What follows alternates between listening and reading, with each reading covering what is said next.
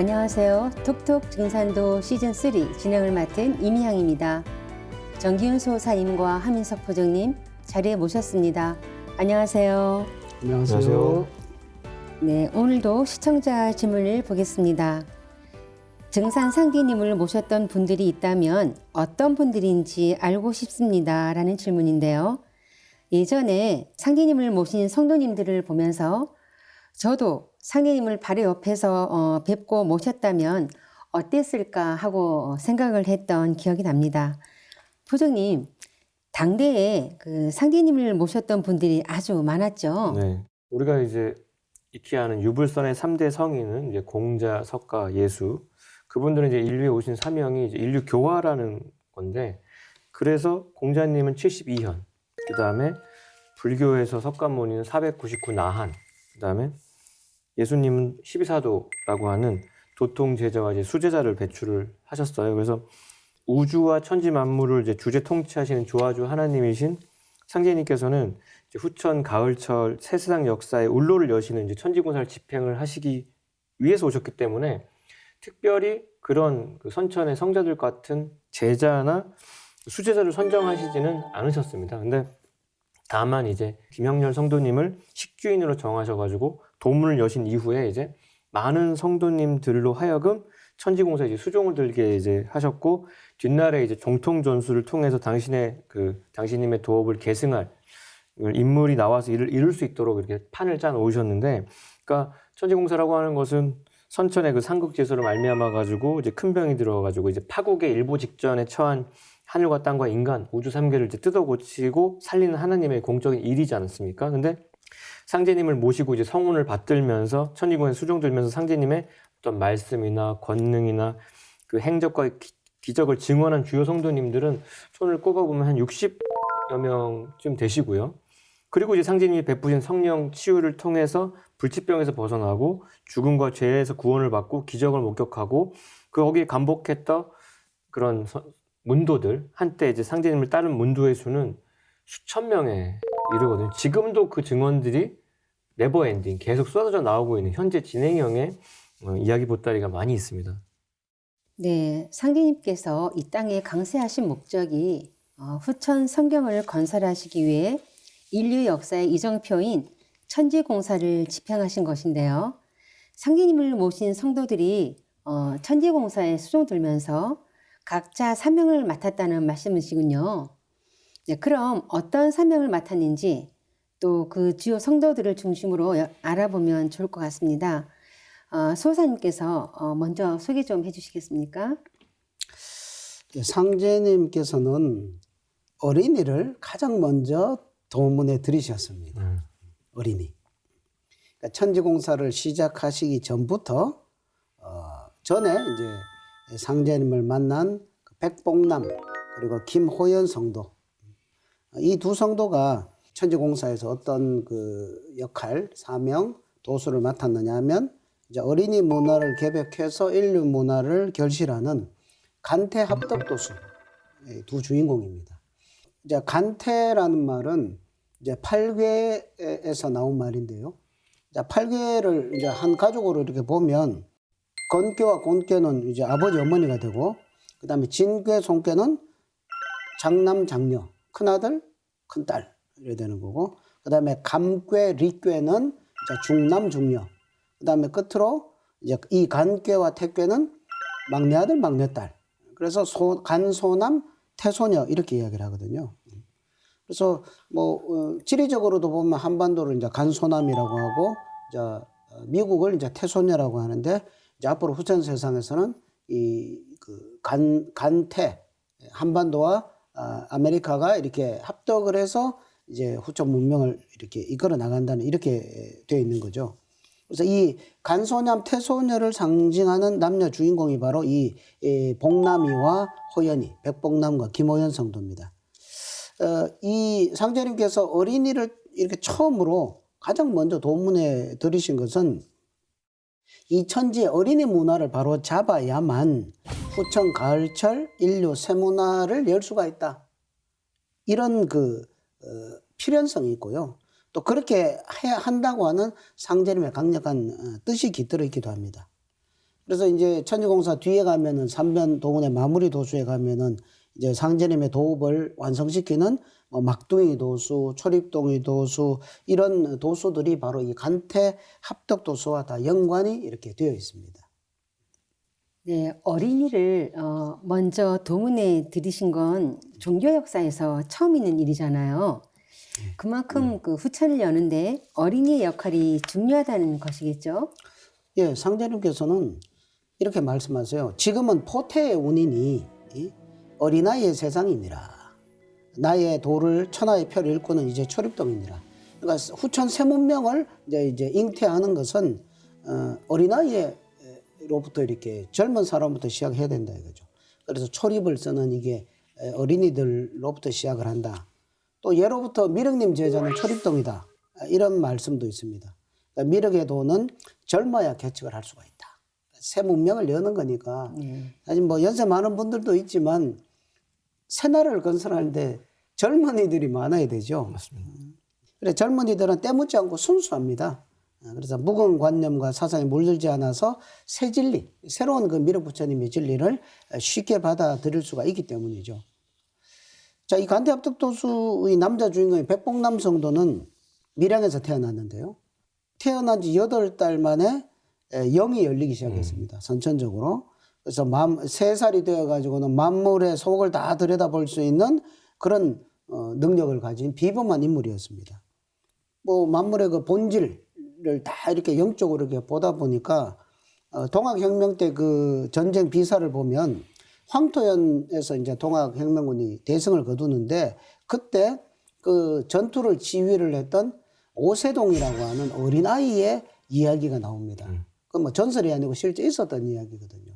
그 주인공이 바로 이 백봉남 성도입니다. 백봉남 성도. 이 백봉남 성도가 이제 상제님을 찾아서 이제 전라도까지 갔는데 그 당시가 동학혁명이 한창이던 그런 그 정치 시국이었거든요. 그래서 얼떨결에 그 전쟁에 휘말렸는데 아주 그런 비범한 능력으로 어린아이가 그렇게 했던 거죠. 백봉남 성도는 3살 때부터 집을 나가기 시작했어요.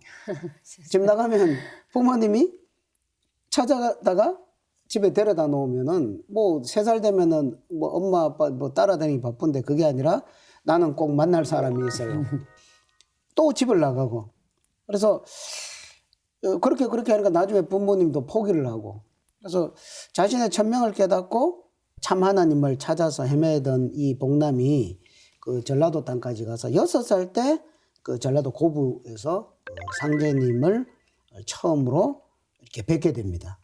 그때 이제 천지에서 밝은 영이 저분이 너희 아버지니 꼭 가서 배워라. 그 갱망리에 가서 상제님을 따랐죠. 근데 상제님은 그 어린 복남이를 6살짜리 복남이를 보시고 가라 이놈아 하면서 막 이렇게 내치고 이렇게 하셨거든요. 근데 그 어리지만 이 복남이는 끝까지 상제님을 쫄쫄쫄 따르면서 이렇게 하니까 상제님께서 마침내 그걸 받아 주시면서 천지공사에 심부름을 하기 시작을 했습니다. 그래서 백봉남 성도는 뭐 뒤에 이야기도 나오겠지만 이 선천을 마무리하는 그런 주인공을 상징하는 인물의 역할로서 이 천지공사에 참여를 하고요. 상제님 그렇게 쓰시고 또 복남이한테는 나를 아버지라고 불러라 이렇게 명하셨습니다. 상제님의 아들이 된 거죠. 그리고 이제 그렇게 뭐 영을 너무너무 밝으니까 상제님께서는 이제 그걸 영기를 눌러가지고 이렇게 밝은 기운을 이렇게 거두셨어요. 너무 이렇게 막 튀고 세상에 나면은 안 되니까 상제님이 천상으로 가시기 3년 전에 이제서야 다시 기운을 열어주시면서 때가 되었으니 네가 이제 모든 영을 봐야 된다. 그리고 내가 가고 없으면 그 뒤에는 경만장한테 가서 안내성 성도한테 가서 네가 역사를 해라. 이렇게 이제 유명을 남기기도 하셨고요. 상제님은 이 복남이를 어떤 히든 카드로 쓰시기 위해서 그러니까 삼변도원의 마지막 마무리하는 주인공과 연결이 되기 때문에 이 비장의 카드를 숨겨야 되기 때문에 이름을 자꾸 바꾸셔갖고 뭐 백인수다, 뭐 백운기다 이름 12개나 되었다고 해요. 그러니까 사람들은 헷갈려가지고 이런 비범한 인물이 있는 줄 모르도록 상제님께 만드셨죠. 근데 백봉남 성도는 자신이 그 천지공사에 이렇게 신부를 하면서 겪었던 중요한 사건들을 그 아들한테 다 이야기를 해서 그걸 기억하게 합니다. 그리고 때가 될 때까지 이야기를 하지 말아라. 근데 나중에 이제 백봉남 성도가 안내성 성도 교단에서 이렇게 있다가 나중에 이제 정산도에 이제 태창정도사님 정도사님께서 도전을 간행하는 도전 성편을 하기 위해서 답사를 하는 과정에서 이 백봉남 성도의 아내, 그다음 백봉남 성도의 아들을 만나게 되시고 거기서 이제 백봉남 성도에 대한 것을 다 이렇게 정언을 이렇게 다 하게 되죠. 우리 아버지에 대한 거, 우리 남편에 대한 거. 그러면서 이 막둥이 도수의 비밀, 실체가 드러나서 도전에 이렇게 실려서 세상에 드러나게 되었습니다. 네, 예수님께서 스스로를 하나님의 아들이라고 했는데 그 백봉남 성도는 그 조아조 하나님이신 증산 상제님께서 직접 아들로 이렇게 인정해 주신 거군요. 정말 놀라운데요. 그럼 백봉남 성도와 함께 간태합덕 도수를 맡은 김호연 성도는 어떤 분인가요? 간태합덕도수의 또 다른 주인공은 이제 김호연 성도님이신데요. 우리가 이제 후천 선경 선문화의 씨앗으로 선매승자 도수를 이제 받으셔가지고 후천 5만 년 신선문화의 어머니 대선모가 되시는 여성입니다. 그래서 상제님께서 이제 호연이한테 전해주신 선매승자 도수가 있기 때문에 이 선천 인간의 몸과 마음과 영성이 개벽이 되고 이거를 바탕으로 해서 후천 성경문화 현실 지상 낙원이 열리게 되는 거예요. 그러니까 우리가 입으로 이렇게 떠들어댔던 그 공약을 구체적으로 구현시켜주는 키가 되는 인물이 이제 김호연 성도님이 되는데 상제님께서는 호연이를 이제 3살 때부터 신이 그 부모의 집에 가서 재롱을 받으시죠. 아까 백봉남 성도는 3살 때부터 가출을 해가지고 먼 길을 찾아오게 만드셨는데 이번에는 하나님이 직접 그 집에 가서 그리고서 계속 얼굴을 이제 부모님한테 보이면서 5살 때 부모한테 이렇게 제안합니다. 참으로 크게 될 아이니까 나한테 맡기라고. 그랬더니 그 부모님도 대단하시죠. 흔쾌히 승낙을. 그동안 쌓아놓은 이런 신뢰가 있으니까 직접 딸 이상으로 정성 들여 기르시면서 천지공사에 참여를 하셨거든요. 그러니까 이건 일찍이 동서양의 그 성자들의 일대기를 다 훑어보면 다 그냥 자기 혼자 도닦기 바쁘지. 하나님은 육아를 하시면서 애를 다 뭐 자기 낳은 딸 저버리고 다 입산해서 그렇게 치열하게 닦았다면 자기 배로 안 낳은 아이까지 걷어서 육아를 하셨다면서 이 세상에서 가장 큰 일을 하면서 가장 근간이 되는 육아까지 같이 하셨는 건데, 그러니까 오직 상제님 대두 역사에서만 볼 수 있는 아주 신이한 일이라고 볼 수가 있죠. 그러니까 상제님 호연이 그렇게 3살 때부터 보고 5살 때 걷어서 9살, 이제 1살만 더 먹으면 10살, 10대가 되니까 아직 그 영기가 순수한 그 9살, 1905년이 딱 되니까 125일 동안 집중 수행을 시키십니다. 하나님이 직접 수행을 지도하셔가지고 천지의 모든 신명을 볼 수 있게끔 신안을 탁 열어주시죠. 그래서 호연이는 그때로부터 신명들이 오가는 것뿐만 아니라 새나 짐승들이 막 주고받은 이야기까지 다 알아듣는 아주 신령한 영재로 이렇게 자라나게 됩니다. 상기님께서 어린 김호연 성도에게 후천성경 선문화의 씨앗인 선매승자 도수를 붙이고 또 신안을 열어주신 것은 어떤 특별한 사명을 맡기기 위해서 그러셨겠죠. 그에 대해서도 한 말씀 해주시면 좋겠습니다. 그러면 왜 하나님께서 그 아이를 그렇게 거둬서 하셨을까? 그 125일 수행을 통해서 호연이에게 신안을 열어주신, 그러니까 이 천지간의 모든 걸 다 볼 수 있게끔 이렇게 열어주신 까닭은 신도 차원에서 행하신 천지공사를 아주 어린아이의 순수한 영의식으로 모두 이제 낱낱이 기억하게 하여 때가 되면 이 때가 또 한참이 될지는 당신도 아이는 몰랐지만 그걸 증언하게 하시려는 것이었고요. 그래서 성령님께서 누차하신 말씀이 이렇습니다. 천하 사람이 제어미가 나와서 생겨났지만 맥은 네가 붙인다. 응? 맥 떨어지면 죽느니라. 천지신명이 다 모인 자리에서 너를 천지에서 죄를 지냈는데 어린 사람으로 선매승자 쓴 것을 우리들이나 알지? 그 누가 알 것이냐? 나의 이름 판밖에 있단 말이다. 붉은 닭 소리치고 판박 소식 들어와야 도통판을 알게 되고 도통판이 들어와야 나의 일이 될 것이다. 그러니까 상제님이 기획하신 모든 프로세스에 첫 단추가 붉은 닭이 소리치는 게 들어간다는 거죠. 그럼 붉은 닭이 뭐냐? 상제님께서는 붉은 닭이 소리치는 때가 도통판을 알게 되는 전기점이라고 말씀하신 건데, 여기서 붉은 닭이라고 하는 거는 정유생, 김호연 성도님을 가리키는 말씀인데요. 정이라고 하는 거는 갑을 병정할 때 그 남방, 이화, 불기운을 상징하고, 유는 닭이니까 물상으로는 붉은 닭이죠. 붉은 닭이 소리친다는 것은 정유생 김호연 성도가 상제님의 천지공사 내용을 인사의 대행자, 성사제인의 그 지도자에게 증언을 함으로써 인간으로 오신 하나님의 성스러운 말씀과 행적을 집대성한 뭐다? 도전이 나올 것을 말씀하신 겁니다. 그러니까 후천의 법전이 이렇게 천부경으로 시작된 그 경전의 역사에 마무리를 짓는 도전이 나올 것을 말씀하신 거고, 후천 5만 년 지상 성경 낙원의 진리 원전인 도전을 통해서 상제님의 그 대도 진리를 파편적으로만 알고 막 서로 자기 막 욕심에 맞춰서 해석하던 거를 이제 집대성에서 총체적으로 볼 수 있는 길이 열리게 된 거고요. 그래서 간태합덕도수의 두 주인공인 백봉남, 김호연 성도는 상제님의 무국대도였던 실체를 드러내서 진법판을 여는 데 있어서 아주 결정적인 기여를 한 두 열쇠의 역할을 한 거죠. 가을 개벽이 여명이 밝아올 무렵에 후천 가을절 새 우주 통치법전인 도전이 발견이 됨으로써 상제님의 도운이 이제 비로소 도통판, 완성판으로 들어올 수 있게끔 하는 그런 큰 역할을 하시게 됩니다. 이 김호연 성도의 이런 그 정언에 의해서 이제 도전이 이렇게 세상에 출현을 하는데 큰 중요한 그 하나 열쇠 역할을 했죠.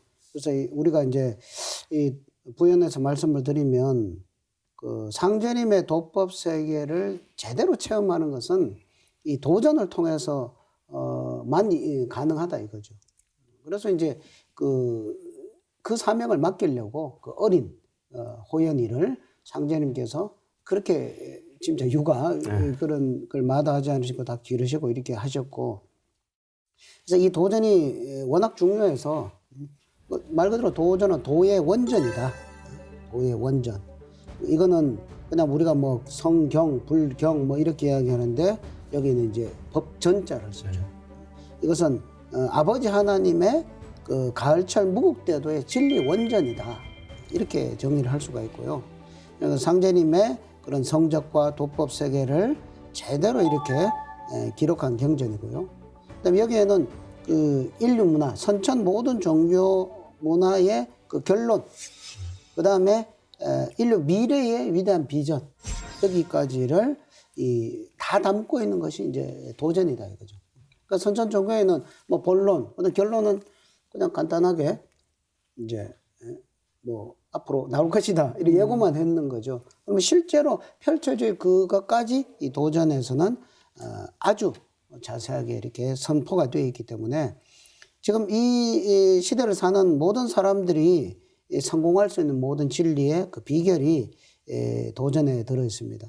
그래서 인류 문화의 총결산이고 진리의 총결론이고 전 인류의 교과서. 그래서 이 도전을 많이 우리가 탐독을 하고 많이 알리고 이렇게 해야 된다는 것을 덧붙여서 말씀을 드리고 싶습니다. 네, 상제님 도문에 처음 입문한 백봉남 성도와 김호연 성도에 대해 알아보았는데요.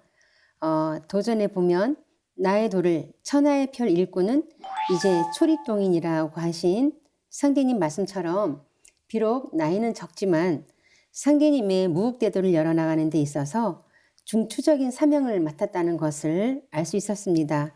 그럼 다음으로 소개해 주실 분은 누구신가요? 뭐니 해도 김형렬 성도님이죠.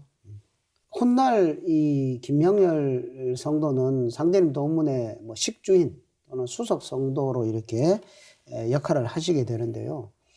천지공사를 상제님께서 시작하기 한참 전에 상제님 소년 시절에 이제 김형렬 성도를 이렇게 만나십니다. 그 이제 태인 매당에 있는 그 불출함에서 이렇게 만나시는데요. 뭐 여기에도 아주 깊은 그런 뜻이 이렇게 담겨져 있는데, 땅에서 불출함이라는 것이 이제 땅에서 바위가 솟아올랐는데 부처님 모양의 바위가 솟아올랐다. 그래서 그 부처님 미륵 부처님이죠. 미륵 부처님한테는 부인이 계세요.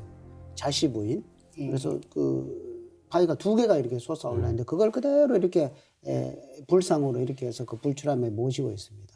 그러니까 땅 속에서 솟아오른 그 미륵 부처님을 모시는 그런 절에서 상제님과 김형렬 성도가 우연 아닌 우연으로 이렇게 딱 만나는 어떤 그런 예식을 이렇게 했다라고 볼 수가 있는데요. 그걸 인연으로 해서 내가 이제 천주공사를 하려고 한다. 그래서 내가 너희 집에 들어가겠다.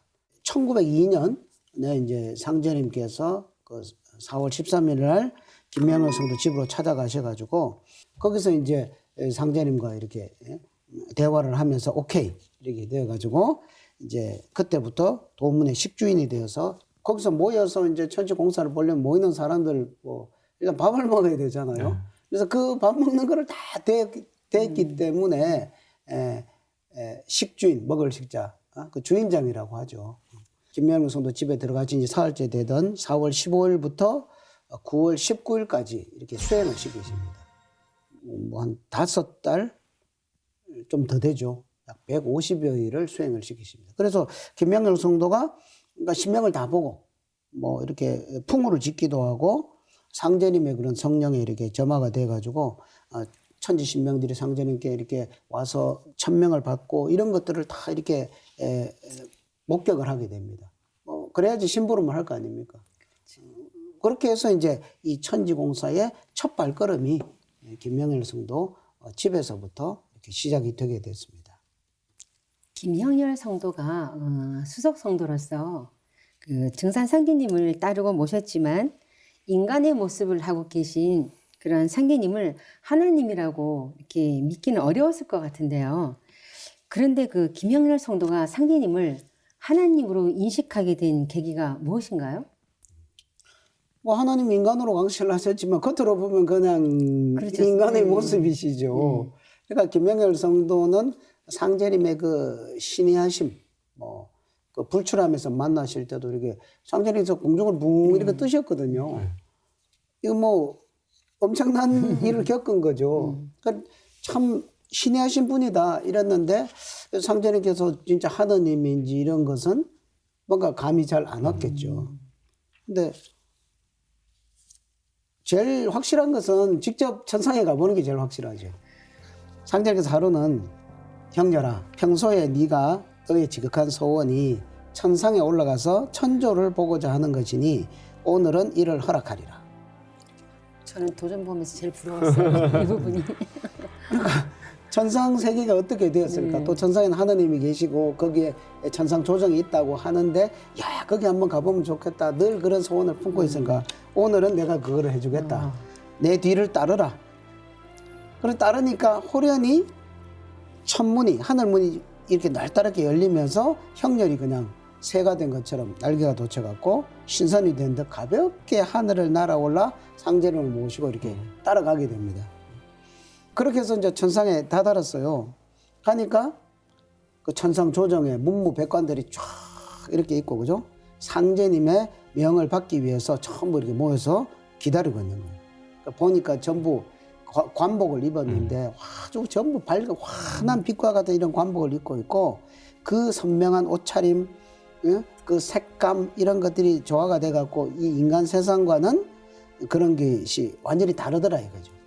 그리고 거기 있는 문무백관들의 뭐 이런 이제 언행, 규범 이런 것들이 너무너무 정연하고 눈부시고 뭐 동정 어묵이 우아하고 뭐 그렇게 표현합니다.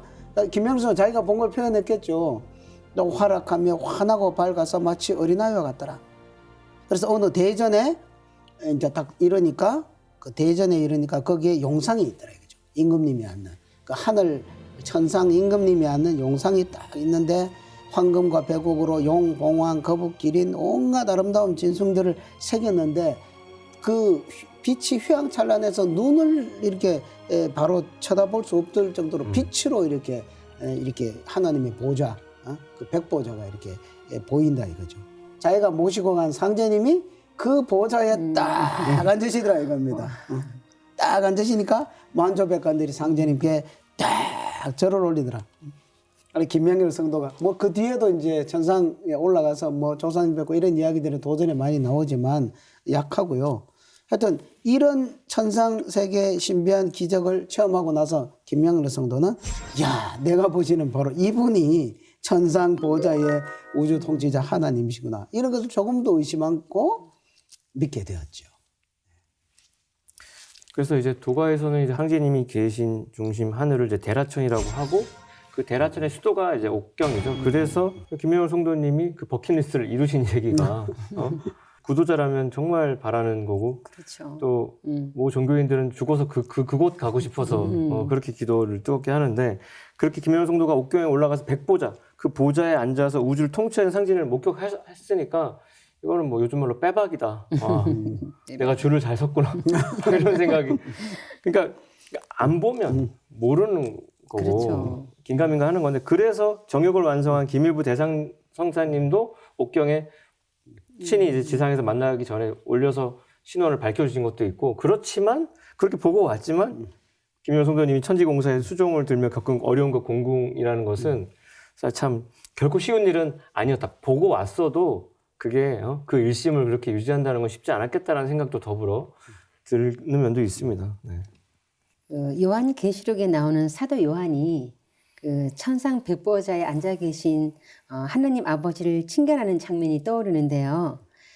김형렬 성도가 백보자에서 우주를 통치하시는 상대님을 보고 정말 깨달음의 충격이 컸을 것 같습니다. 자, 그럼 상대님께서 김형렬 성도에게 내려주신 사명은 무엇인가요?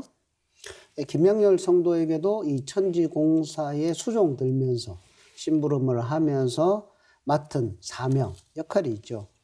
그러니까 김명렬 성도의 집에서 이제 천지공사를 시작을 하셨고 또 나중에 상제님께서 천지공사 9년 천지공사를 마치시고 천상으로 환공하신 것도 김명렬 성도의 집에서 이렇게 있다가 가시거든요. 그러니까 그 9년 동안 첫 공사에 참여한 이후로 변치 않고 상제님과 함께 살았는 겁니다. 그래서 그러니까 전 과정을 다 했기 때문에 김명렬 성도는 김호연 성도도 마찬가지죠. 어리지만 그 천지공 시작하기 전부터 상제님을 하고 그냥 붙어 살았죠. 상제님 천상으로 가실 때까지 붙어 살은 겁니다. 네. 그래서 9년 천지공사 전체를 목격을 해서 이 상제님의 말씀과 공사 내용을 정언하는 중보자 사명을 이렇게 부여받게 됩니다. 그러니까 김명렬 성도도 그 정언자의 사명을 받고 김호연 성도도 그 정언자의 사명을 받고요. 그래서 상제님 그 천지공사 내용이 김명렬 성도와 그의 아내 김호연 성도 나중에 두 분이 부부연합했거든요. 이 두 분의 정언으로 세상에 전해짐으로써 도전 전체의 틀이 이렇게 구성이 됩니다. 그러니까 이 두 분이 없으면 도전 틀이 만들어질 수가 없는 거죠. 근데 김호연 성도는 이제 어릴 때부터 마치 동화 같고 그 영적 세계 신비로운 어떤 신도 조화권을 드러내는 그런 감성적인 언어로 이렇게 증언을 이렇게 했고, 그다음 김명렬 성도는 좀 남성적이고, 그다음 이성적이고, 또 진리의 선언적인 이런 내용이 중심이 되어서 그런 정언들이 되어서 지금의 도전이 나올 수 있는 가장 밑바탕을 이렇게 이 두 분의 희생으로 인해서 만들어질 수가 있었던 것입니다. 네, 수석 성도이신 김형렬 성도가 증산 상제님이 하나님이신 걸 깨닫고 일심신앙하셨다는 것을 알아보았는데요. 그런데 인간으로 강세하신 하나님을 모시고 있다는 걸 깨달았다면 그냥 가만히 있지만은 않았을 것 같은데요. 그렇죠. 예를 들어서 우리 집에 들어온 사람이 나라의 대통령이었다고 생각하면 혹은 대권 주자였다고 생각하면 그것만으로도 우리가 마음이 다른데 우주의 대권을 쥐고 있는 분이라고 할 때 가만히 있을 수가 없죠. 그래서 김명렬 성도님이 도문에 들어온 이후에 하나님이 강세했던 소식을 주변에 전하게 되죠. 가까운 이제 친족들부터. 그래서 김자연, 김갑치를 비롯해서 한공숙, 김보경 등 인연 닿는 분들이 도문에 착착 이렇게 들어오시게 되는데 김명렬 성도님하고 친족간인 이제 김자연 성도님이 그 당시에 다리에 습종이 생겨가지고 이게 뭐 하루 이틀이 아니라 3년을 고생하고 그 고생 끝에 우리 요즘에도 그런 환자들 많은데 다리를 이제 절단해야 될 지경, 뭐 당뇨병으로 썩은 환자들. 그때 김명렬 성도님이 딱 찾아와가지고 상제님께서 당신의 그 아내의 고질적인 그 산후통을 뚝딱 고쳐주신 내력을 이렇게 전하면서 거기 용한다. 우리 상제님 직접 한번 찾아봐라. 너 그건 그러면서 근데 이제 이게 병이 깊어지면요 우울해지거든요. 무슨 말을 해도 내가 백방으로 다 노력해봤는데 뭐 다 소용없지 하면서 모든 걸 체념한 김재현 성도님이 이제 사양을 했어요. 그랬더니 야 이게 뭐 이런 병이 뭐 대수냐?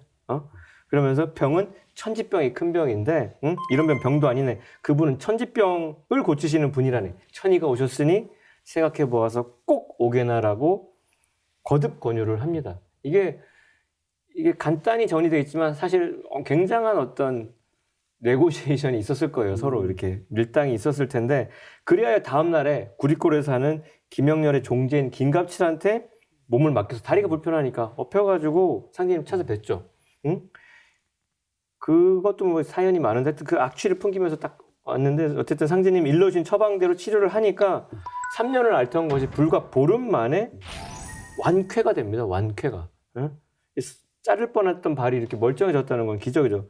근데 완쾌된 다리에 흉터가 남아 있었어요. 왜냐하면 상제님께서 그걸 보시면서 야 엿을 4가래만 찢어 붙였으니 한 가래가 다리에 붙었구나 하면서 우셨는데 원래 처방이 그 자리에 엿 5가락을 이제 붙이라고 일렀는데 아들 태준이가 그 엿을 가만 안 놔뒀겠죠. 하나를 먹는 바람에 4개만 붙였고 딱 그 안 붙인 자리가 흉터가 남아 있으니까 그 말을 들은 그 김재현 성도님은 이제 소름이 끼치는 거죠.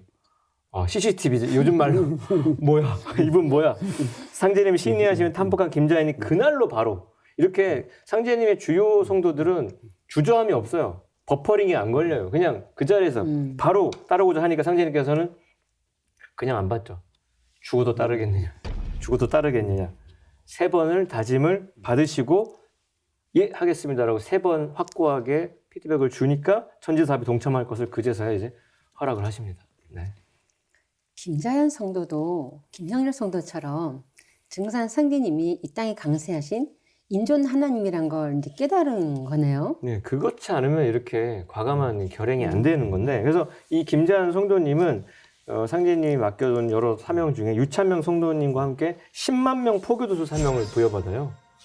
지금도 유튜브나 이런 거 10만 명이라고 하면은 어마어마하죠. 적은 숫자 아닌데 이 당시에 그 인구 개념에서 10만 명이라고 하면 뭐 이 조선 팔도를 다 어떻게 좀 섞어내보라는 말씀으로도 이제 들리는데, 그리고 기유년에 상제님께 칠성도수 공사를 보시는 아주 중요한 공사를 보실 때 또 다시 한번 메인이 각자 1000명씩 포교하라고 명을 하니까 그 기국이 성도들이 그게 감당이 안 되는 미션이어가지고 주저하는 가운데 김영렬 성도님하고 김자연 성도님 딱 2분만 네 전하겠다고 흔쾌히 대답을 하시거든요. 그러니까 칠성도수 공사라고 하는 것이 상제님 진리를 전해가지고 인류 구원의 의통 조직을 구성하는 아주 중요한 공사인데, 포교는 그러니까 단순히 뭐 이렇게 진리를 전도하는 그런 차원이 아니고 가을 개벽기에 상제님 진리를 딱 전하면서 생명의 길을 인도하는 아주 절대적인 일이라서 상제님께서는 이를 살릴생자 공부라고 이제 정명을 해주셨거든요. 이 살릴생자 공부를 실천함으로써만이 가을철의 천지 기운을 내 몸에 내려 받아가지고 상생의 화신으로 거듭나게 되고, 그러니까 선천종교에서 사랑과 자비 타령을 했는데 그 사랑과 자비의 이념을 완결하는 궁극의 구원 이념이 바로 이 상생의 살상자 공부인데요. 그 선봉에 김자연 성도님이 자원을 하신 겁니다. 이렇게 해서 이제 김자연이라는 인물도 이제 도문에 들어와서 성도가 된 거죠. 네. 그리고 상제님이 하느님이시란 것을 강렬하게 깨닫고, 그러니까 이제 김자연 성도도 이제 천지공사에 이제 한 역할을 또 이제 하게 되죠. 그러니까 그래서 이제 상제님께 받은 도수 사명이 이제 의원 도수입니다. 김자연 성도. 아까 김영렬 성도는 그 정언을 하는 그 중보자의 그런 도수도 맡았고, 김자연 성도는 이제 자기가 썩어가는 다리를 그 치유의 은혜를 받았잖아요. 그래서 이제 의원 도수 사명을 붙여 주셔서 이제 김자연 성도에 너는 천하명의 기운을 붙여 주시면서 자연아, 넌 앞으로 내가 이제 가고 나면 부디 살리는 것으로 뜻을 세워 돈을 받지 말고 좋은 일만 하면서 포교하라. 그러니까 사람들의 병을 고쳐주는데 돈 받지 말고 이렇게 병을 고쳐줘가지고 이런 그 조화법으로 병을 고쳐줘가지고 그 방법으로 포교를 해라. 진리 도를 전해라 이거죠. 그래서 의원도수는 김자연 성도가 받은 의원도수는 이 가을개벽 상황에서 죽어 넘어가는 사람들을 살려내는 도수, 병난에서 살려내는 도수.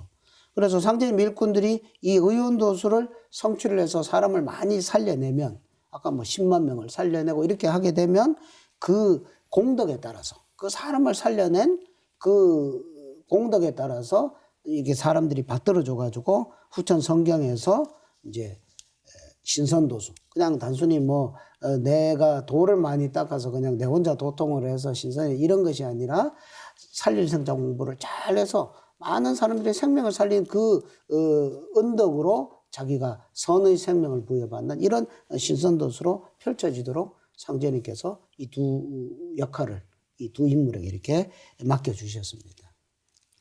그러면 인류를 구원하는 살일생자 공부가 구체적으로는 상제님께서 김자연 성도에게 내려주신 의원도수로 성취된다고 볼 수 있는 거네요. 네, 그렇습니다. 그래서 후일에 이제 상제님께서 이제 어천하시고 나서 그 의원도수를 맡은 김자연 성도님은 그야말로 전국을 샅샅이 돌아다니시면서 어디서 누가 아프다고 하면 소식만 들리면 찾아가서 많은 사람의 병을 그냥 무상으로 고쳐줬습니다. 무상 진료의 아주 화신이었는데 일찍이 죽어도 따르겠다라고 그 3번 다짐했던 그 다짐을 일관되게 지켜왔던 김자연 성도는 그 주어진 사명을 받들어서 일하다가 상제님 진리 앞에 온전히 그냥 한 생애를 다 바치셨습니다. 김형렬 성도와 김자연 성도는 증산 상제님이 인전 하나님인 걸 깨닫고 평생 불변심으로 신앙했지 않습니까? 그런데 상제님이 하나님이란 걸 깨달은 성도님이 또 있죠. 예. 우리가 꼭 알아야 될 또 성도님 중에 한 분이 이제 김경학 성도님입니다. 이분은 상제님 천지공사에서 대학교 도수의 사명을 맡은 분이거든요. 이분은 어릴 때 이제 부잣집에서 태어나셨어요. 그래서 부유한 환경에서 자라면서 학문도 열중하고 이렇게 하다가 이분의 이제 셋째 형을 따라서 동학을 신앙을 했습니다. 그래서 동학 혁명에도 이렇게 종군도 했고요. 그리고 그 이후에는 이제 태자봉 아래에 백암리로 이주를 해서 이제 훈장 노릇도 하고 이렇게 지내다가 46살, 뭐 좀 늦은 나이에 상제님을 모시게 되었습니다. 근데 이 김경학 성도가 상제를 만나기 전에 동학을 신앙할 때 그때 동학에서는 시천주주 수련을 하잖아요. 그래서 3달 동안 시천주주 수련을 하는데 하루는 꿈을 꿨는데 천상에 올라갔어요. 근데 거기서 옥황상제님을 뵌 겁니다. 그래서 그러니까 수행을 석 달이니까 한 100일 수행을 했겠죠. 100일 수행을 하는데 천상에 올라가서 그 도의 주제자이신 상제님을 뵈니까 아주 뭐 충격의 잔상들이 남아 있겠죠. 근데 이제 나중에 이제 세월이 지나 상제님을 만났어요. 상제님께서 이러셔가지고 네 평생에 제일 좋은 꿈을 꾼 것을 기억하느냐? 그러니까 김경학 성도가 꿈꾼 것을 상제님이 알고 계신 거예요. 소년전에 꿈꾼 거를. 그러니까 김경학이 이제 잊어버리고 있다가 예전에 천상에 올라가 상제님을 뵀습니다. 그런데 말을 하다 보니까 선생님의 형모가 그때 뵌 상제님의 형모인 걸구나 이거를 알게 됐습니다. 이러는 거예요. 그러니까 상제님께서 여러 성도들이 있는 자리에서 내가 바로 옥황상제니라.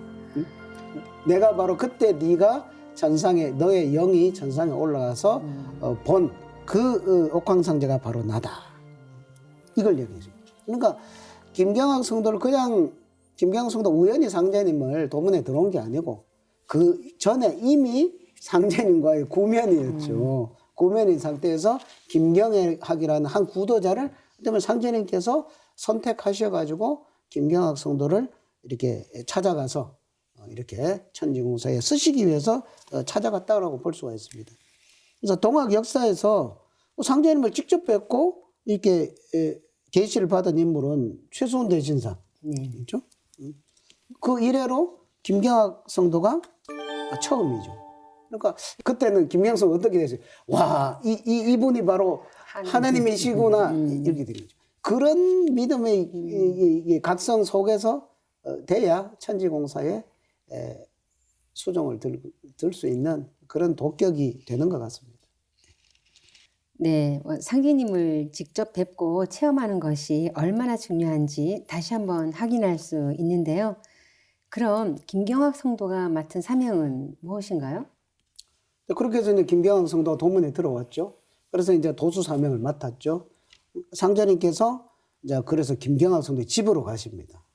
거기서 이제 천지공사를 보시는 거죠. 거기서 이제 천지 대신문을 여셔서 천지 대신명을 다 모아가지고 경학의 학자가 배울 학자니 경학의 집에 대학교를 정하노라. 서울 경자의 배울 학자. 지금으로 말하면 서울대학교죠. 그죠? 우리는. 그러니까 이게 이 천지에 우주의 서울대학교. 그래서 최고의 대학교를 김경학의 집에다가 정한다. 이렇게 공사를 정하십니다. 그래서 학교는 장차 이 학교가 크리라 하시면서 이제 후천 5만 년 문명을 여는 그 상제님의 대학교 도수 사명을 이렇게 내려주시게 됩니다. 지금 지구촌의 대학 문명은 뭐 후천 문명을 여는 뭐 다 밑거름은 되죠. 그러나 이 개벽 천지 대개벽을 계기로 해서 상제님의 그 후천 통일 문명이 열리는 것은 바로 후천대학교, 하느님의 대학교, 상제님의 대학교 여기에서 이렇게 되게 되죠. 그래서 지금까지 어떤 선천 문명의 대학교는 뭐 물질을 잘 탐구하고 뭐 이런 거를 뭐 과학을 하고 뭐 이런 거지만은 이 상제님 대학교의 그 근본 사명은 그거하고 다르죠. 천지의 조화 성령을 받아가지고 하느님의 천명과 신교를 받드는 거. 이게 선천대학과 후천대학의 완전한 이 차이점입니다. 그래서 그 천주님의 성령을 받아서 받은 이 도생들이 이렇게 6명에게 이렇게 도를 전해가지고 그 사람이 또 6명에게 도를 전하고 이렇게 쭉쭉쭉 해서 어떤 전 세계를 다 포섭을 해서 이 상제님의 그 천지 그 조화 성령 광명 문화를 여는 그런 역군들이 이 상제님의 대학교에서 이렇게 배출이 되도록 이렇게 공사를 보셨습니다. 말씀을 듣다 보니까 동학을 여신 최순 대신사도 상제님을 친견하겠지만 그 상제님으로 받은 시천주주를 가지고 상제님을 직접 만난 분은 김경학 성도님이 유일한 거잖아요. 그러니까 맡은 사명이 이제 대학교 사명이고 그렇게 해서 시작된 상제님의 그 대학교 도수라는 것이 1984년이죠. 서기 1984년 도기 114년에 후천 문명을 개벽하는 인제 양성의 산실 증산도 대학교로 역사에 비로소 이렇게 출범이 됩니다. 그래서 그 대학교의 우리 총장님격인 태상 종도사님께서 그 상제님 대학교의 교지를 뭐라고 하셨냐면 이도경세 상제님의 도로서 세상을 밭갈고 의의보본 의로운 마음으로 근본에 보답하라. 짧지만 굉장히 강력한 교지를 내려주셨고요. 또 이 상제님 대학교에 4대 인간상을 내려서 창조적 인간, 도덕적 인간, 외교적 인간, 영웅적 인간으로 이제 정의를 내려주셨는데 그래서 태상종선생님이 말씀하신 이 4대 요소를 둘 겸비한 일꾼이 되어야 상제님과 수부님의 뜻을 실현하는 후천 선경 건설의 진정한 구도자가 될 수 있다는 거고요. 그래서 증산도 대학교는 지구촌 각지에 산지한 선천의 대학과는 달리 말씀하신 대로 우주 주지자 하나님이 천지공사를 열어놓으신 대학교, 하나님이 설립하신 대학교고 이 상제님 대학교를 통하지 않고서는 그 누구도 상제님 도를 깊이 있게 깨칠 수가 없고요. 일꾼은 양육될 수가 없고요. 나아가서 후천 조화성경의 인간으로 다시 태어날 수가 없습니다. 네, 상해님 대학교 문명이 증산도 대학교와 더불어 후천 가을 선문화를 여는 인재를 양육하는 삼랑대학으로 새롭게 출범했죠. 예, 삼랑대학을 우리가 이제 좀 소개를 시켜드리고 싶습니다. 김경학 성도를 시켜서 여신 상제님의 대학교 학교 이름을 뭐라고 지을 것이냐. 뭐 초기에는 그냥 증산도 대학교 뭐 이렇게라도 했는데 이번에 상제님께서 천지공사를 보신 지 딱 120년이 되는 두 갑자가 되는 올해 2021년 신축년이거든요. 이때 와서 이제 이게 정식 교명으로 이렇게 정명이 되어서 출범을 했습니다. 네. 네, 이름하여 삼랑대학. 네, 삼랑대학. 왜 삼랑대학이라고 하느냐? 우리 그 동방 한민족의 역사 문화의 근원으로 거슬러 올라가 보면 이 9,000년에 달하는 이 기나긴 그 역사 문화 속에 흐르는 그것을 이끌어온 주체 세력이 있는데 그것을 삼시랑이라고 했습니다. 삼시랑. 그러니까 석삼자에 모실 시자, 그다음에 낭도할 때 랑자. 그러면 이게 무슨 뜻이냐? 그러니까 삼신상제님을 모시는 낭도 이런 뜻입니다. 그러니까 이게 이제 상제님의 대학교의 어떤 정신을 아주 이렇게 문화적으로 표현을 하고 있는 거죠. 그러니까 삼신상제님을 모시는 사람, 천주님을 모시는 사람, 또 동학중문의 시천주를 하는 그런 사람, 또 삼신상제님 진리의 수호자. 이렇게 이제 삼시랑에서 시자를 빼고 삼랑이라고 하는 거죠. 삼랑이라고 하는데 사실은 그 행동 규범은 그 모실 시자에 들어있는 거죠. 그래서 지난 우리 역사 1만 년 역사를 보면 뭐 배달, 단군 조선, 북부여, 고구려, 백제신라 시대, 뭐 고려, 조선 쭉 내려온 이 속에 이 처음에는 삼랑으로 시작을 해서 중간에 뭐 천왕랑, 국자랑, 또 뭐 고구려 조의선인, 무절, 화랑, 또 제가화상, 뭐 그다음에 뭐 선비, 그다음에 그 동학을 혁명 일으켰던 동학 300만, 그것도 삼랑의 그 후예들이고 그죠. 그다음에 일제시대 때 그 참동학의 그런 구도자였던 그 초기교단 그 보천교 700만 구도자들, 이게 이제 삼랑의 맥이거든요. 그래서 그 삼랑의 맥이 이제 현대에 와서 이 열매기에 와서 삼신상제를 모시고 천명과 신교를 받는 그 역할을 하는 그 현대의 이 삼랑을 낳는 게 바로 이 삼랑대학이다 이거죠. 그래서 이 삼랑대학에서 뭘 하느냐? 가장 중요한 것은 삼신상제님의 천지조화 성령을 받아서 후천선 문명을 여는 그런 인재들을 길러내는 그런 산실이다. 그래서 이제 올해 출범을 했으니까요.